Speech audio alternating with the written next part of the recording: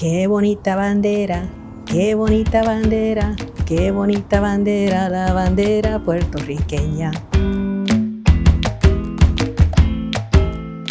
We're celebrating Puerto Rico's Constitution Day. And so today we're going to delve into what does the Puerto Rican Constitution say? What was the process for getting it ratified? What does it mean within the context of the commonwealth or colonial status of the island and nation of Puerto Rico? But first, this is Latina Literati.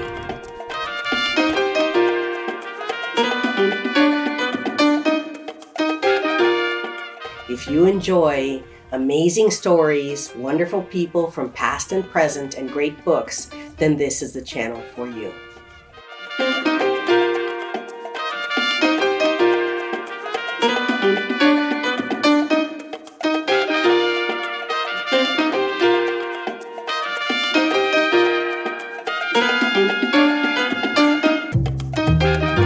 As always, we like to begin at the beginning. So, of course, we first recognize and acknowledge our indigenous ancestors. The Taino people, who are part of the larger Arawak language group, lived in Puerto Rico and different parts of the Caribbean for thousands and thousands of years.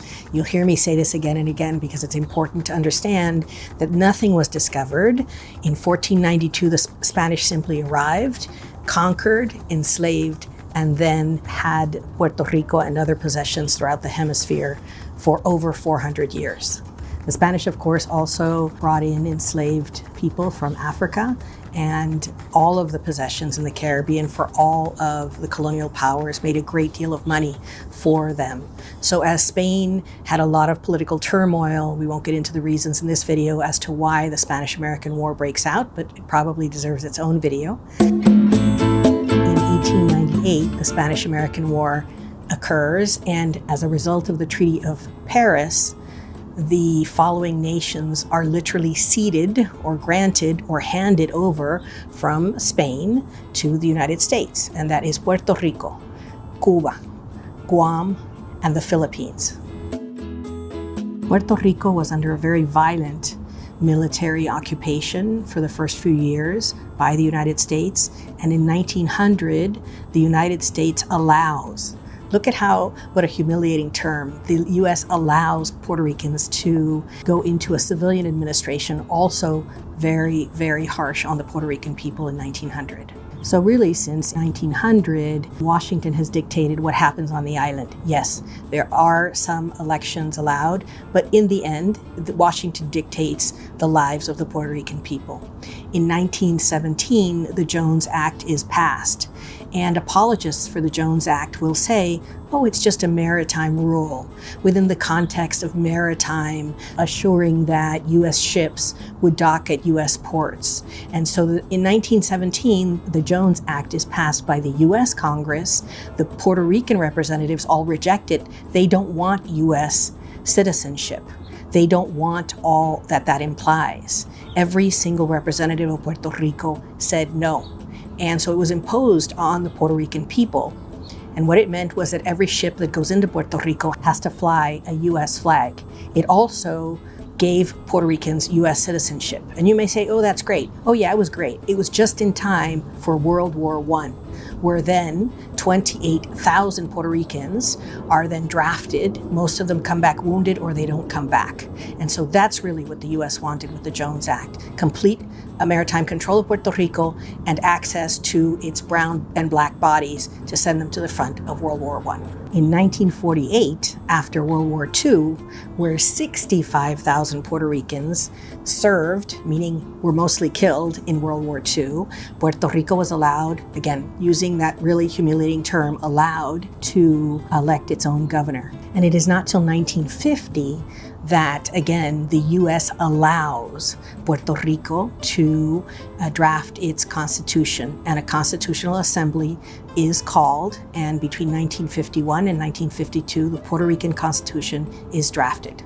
The Constitution is then put to the people of Puerto Rico, who ratify it by 82%. I mean, that is huge. 82% of the people in Puerto Rico ratify this Constitution. It then goes to the US Congress for approval. Again, how humiliating is that? Imagine if England allowed the US to draft a Constitution and then had to approve it, and then had Parliament review it and approve it. Well, guess what happens?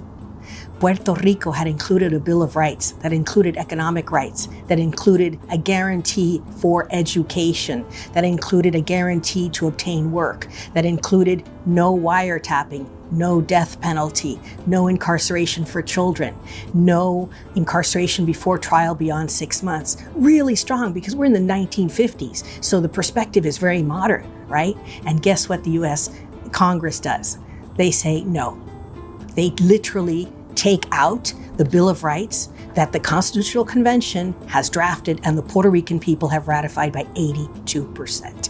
How incredibly damaging, how incredibly hurtful, how incredibly troublesome that is. Where is the will of the people? Where are the Puerto Rican rights for self-determination? So on this Puerto Rican Constitution Day, I think we need to think about where we're going, where we need to go, and what changes need to be made to the current Commonwealth. As a friend who is a comedian says, the Commonwealth of Puerto Rico is neither common nor wealthy. Puerto Rico is the oldest colony on earth, almost 200 years of colonial rule of the United States. Basta ya. And now for my favorite part of the video, the book recommendations. As always, we ask you to check your library, check your local booksellers. We love our libraries, we love our local booksellers. They're members of our community, we need to support them. And so these books, if perchance they're not available in your library, local library, or your local bookseller, I'm going to include links below so that if you'd like to purchase them new or used from independent booksellers in the description box. The first book recommendation is called Fantasy Island: Colonialism and Exploitation of Puerto Rico by Ed Morales. And this book, as the title implies, talks about the history of the US and Puerto Rican relationship. If you'd like to delve a little bit more into this, this is a great read. And it also, more importantly, talks about what a decolonized future could look like. What do the Puerto Rican people have to look forward to? What is the hope for the future of Puerto Rico?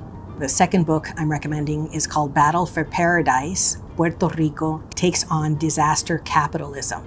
And so this is by Naomi Klein. And we've talked about Naomi Klein in the past. I recommended all of her books in the past. Fabulous writer, just really gets to the heart of the matter.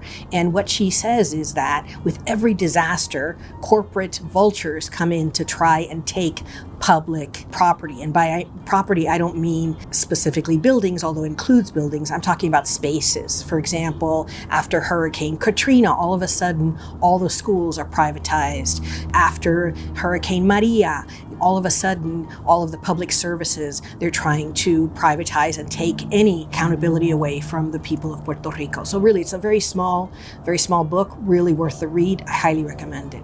I have recommended this book before, but I'm going to recommend it in this video because it's so pertinent.